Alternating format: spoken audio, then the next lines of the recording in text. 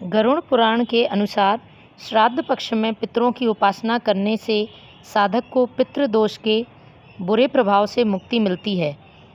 इसके साथ ही इस अवधि में पितरों का तर्पण और गीता का पाठ भी परम फलदायी माना गया है। अगर आप भी अपने पितरों को खुश करना चाहते हैं तो पितृपक्ष के दौरान कुछ ऐसे कार्य हैं जिन्हें अवश्य करना चाहिए और ऐसे कुछ काम होते हैं जिनको नहीं करना चाहिए।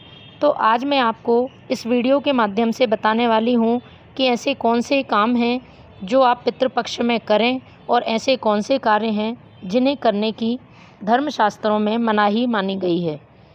तो सबसे पहले पितृपक्ष का समय बहुत विशेष माना जाता है। इसे हम श्राद्ध के नाम से भी जानते हैं। यह पितरों का तर्पण करने का एक महत्वपूर्ण समय होता है जो कि 16 दिनों का होता है। ऐसा माना जाता है कि इस दौरान पितरों का तर्पण करने से उन्हें मोक्ष की प्राप्ति होती है। इसलिए इस अवधि में धर्मशास्त्रों में कुछ ज़रूरी नियम बताए गए हैं जिनका पालन करना भी बहुत ज़रूरी होता है। कई बार लोग इसे अनदेखा कर देते हैं जिससे उनके जीवन में कई कठिनाइयाँ उत्पन्न हो जाती हैं। इसलिए उन नियमों को जानना बहुत ज़रूरी है। सबसे पहला, श्राद्ध पक्ष के दौरान कौन से काम करना ज़रूरी है। पहली बात, श्राद्ध पक्ष के दौरान पितरों का तर्पण और पिंडदान अवश्य करना चाहिए। इस समय गंगा नदी में स्नान करना अच्छा माना जाता है। दूसरी बात, पितृपक्ष के दौरान गाय, कौवे और कुत्ते को भोजन खिलाना चाहिए। इस अवधि में घर पर ब्राह्मणों को आमंत्रित करें और उन्हें भोजन, वस्त्र और अपने सुविधा अनुसार दक्षिणा दें। पितरों की शांति के लिए पितृपक्ष में गीता पाठ का आयोजन करना चाहिए।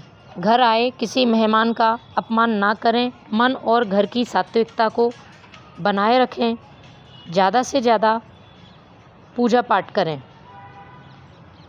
यदि इन नियमों का आप पालन करते हैं तो आपके पितृ प्रसन्न होते हैं और आप पर उनका सदैव आशीर्वाद बना रहता है।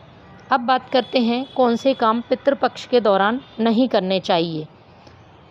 पहला काम, इस पितृपक्ष की अवधि में कोई तामसिक भोजन ना करें। इन दिनों ब्रह्मचर्य बनाए रखें क्योंकि पितृ पृथ्वी पर आते हैं और वे अपने घर पर भी जाते हैं।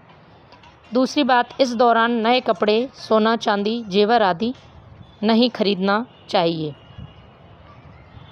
इस अवधि में कई मांगलिक कार्य भी वर्जित होते हैं जैसे कि शादी, विवाह, गृह प्रवेश। ऐसे काम भी पितृपक्ष के दौरान नहीं करने चाहिए। इस दौरान शराब और जुआ से भी दूर रहना चाहिए। पितृपक्ष में सिर्फ यही काम नहीं, जब पितृपक्ष के दौरान आप श्राद्ध करते हैं तो भोजन का भी विशेष ध्यान रखना होता है। जब भी आप भोजन बना रहे हैं तो भोजन बहुत सात्विक और पवित्रता से बनाया हुआ होना चाहिए।